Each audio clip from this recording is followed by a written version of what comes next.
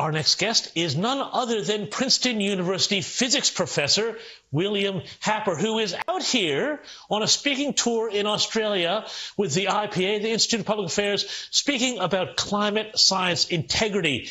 And he's doing what he can to calm down the climate catastrophists. Not only that, he's got a bit of a special pedigree. He also served a year in former President Donald Trump's administration as senior director of the National Security Council, and he joins us now. Professor Happer, a great pleasure to have you here on set with us today in Australia.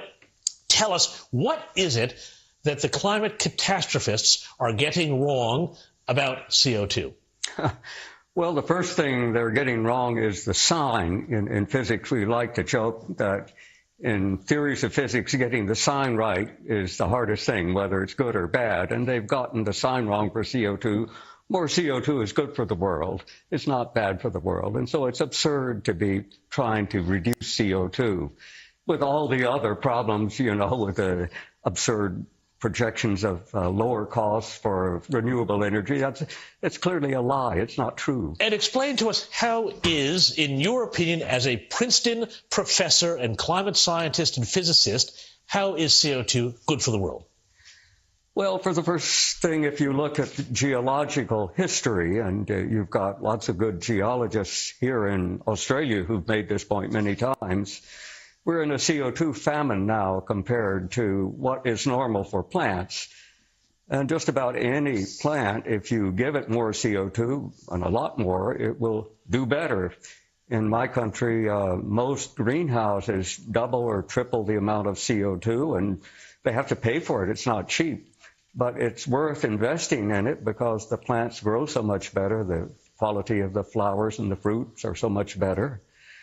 And the situation is even better outside of greenhouses because in addition to the benefits you get in a greenhouse where you have plenty of water, you get resistance to drought. And that's particularly important in Australia, which has large areas that are quite arid. And if you look from satellites, Australia is a poster boy of greening of the entire world, especially Western Australia. So it's unbelievable that they've managed to turn this beneficial gas, a part of life, into a threat. They talk about carbon pollution. I can't imagine what they're talking about. We're made of carbon. Right? And we breathe out 2 pounds of CO2 a day, each of us, right? 8 billion people, 2 pounds a day. Multiply that by the number of days in the year. And in fact, many of them say, well, people are the real problem. It's not the CO2. We've got too many people. And really, we can't have more than 1 billion people in the world. So I look around in a room, they're not even the 7 out of 8 of us here on this show enough to reduce the population. It's sinister stuff. Liz. Yeah, it's a very anti-human agenda, isn't it? As you were just saying, we need CO2. It helps our plants thrive, therefore it helps us thrive. Right. Here in Australia, we have an organisation called the Bureau of Meteorology, and that gives a lot of people the stats that they turn to prove climate change, etc. And we've had many esteemed people, Maurice Newman and others, call them out on inaccurate reporting or at least skewing the numbers so it appears to go along with the climate change narrative. Do you have similar in America, these kinds of organizations who are measuring and they're across all the stats and they've got all the fancy equipment, and despite what you believe to be true, they are pushing this agenda doggedly? Yes, we have the same problem, and they have the same problem in Europe. I've been a bureaucrat myself, so I understand how it works. You're worried about next year's budget, and, whoever's in control has an agenda. Sure. And so you have to make this trade-off between the truth and satisfying your paymaster. And I'm sure that's going on in Australia. It certainly goes on in the United States, because I seen it personally. Wow. Dave McPherson. Professor Happer, I want to pick you up on something you said just a moment ago. I think you said we're in a CO2 famine.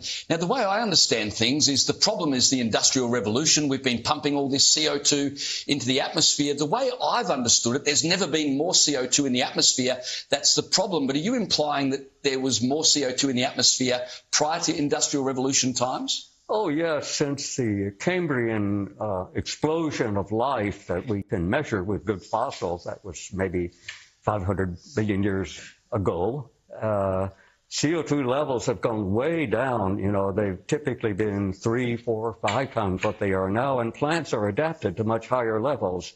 And so they're harmed in a number of ways by the low levels now. They're particularly sensitive to drought, for example. They didn't used to be so sensitive to drought. And there's a more subtle problem. They have it turns out that the enzyme they use is poisoned by oxygen if there's not enough CO2. So plants have to devote a lot of their resources to detoxifying this oxygen poisoning. If you double CO2, they don't have to work as hard to protect themselves from oxygen. That's the main reason greenhouses work better, is that you get rid of the oxygen poisoning. The photorespiration is the technical term.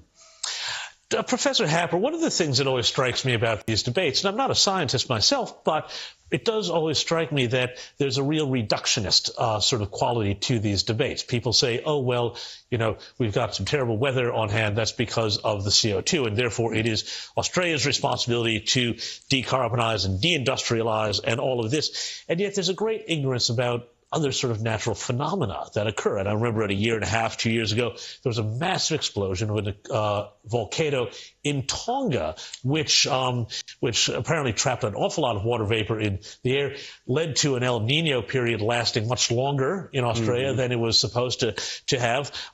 Where does this illusion of control come from that the people who are so maniacally focused on our human industrial CO2 emissions come from? Well, you know, you're asking about what motivates people, and I'm really good with instruments and differential equations, but I've been studying people all my life. I really don't understand them. But, you know, if you look back over history, this happens again and again. For example, in our country, we had the Salem witch trials. In those days, the witches were accused of ruining the weather, and among other things. And ruining the crops. That's right. Yeah. And so what's the right solution? You put them all to death, you hang them all, and we had these odious trials in Massachusetts.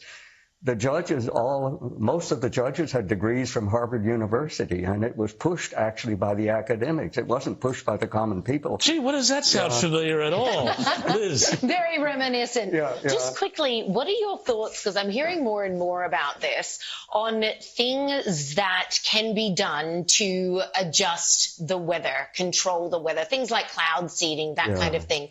Are you a believer in that? Do you think that's going on? Some sort of control of the atmosphere? Well, we have tried in our country, maybe Australia too, again and again to control the weather with cloud seeding. There was a big push in the 1950s where we had airplanes flying around releasing iodine, silver iodide, for example, as nuclei. The atmosphere is just so big that I don't think it's very practical. It'll be a long time before it's practical. Now, that may be happening naturally. One of the theories for why climate changes, and it changes all the time, this is nothing new, is that the sun itself is indirectly seeding cloud formation or not seeding cloud formation. And when you have a lot of low clouds, it's common knowledge that it's cooler. And clouds are often formed by cosmic rays. And so one of the theories of these long-term changes is that the cosmic ray background changes, and that changes the cloud cover. Right. So anyway, I think this whole field has been set back 50 years by the maniacal focus on CO2. I mean, it is important after all. You know, climate, we all are subject to climate. It'd be nice if we really understood it instead of we have these witch trials, right? Yes. Indeed. Yes. Professor William Happer, thank you so much for joining us. And, of course, our Melbourne viewers will know that the climate changes every 15 minutes.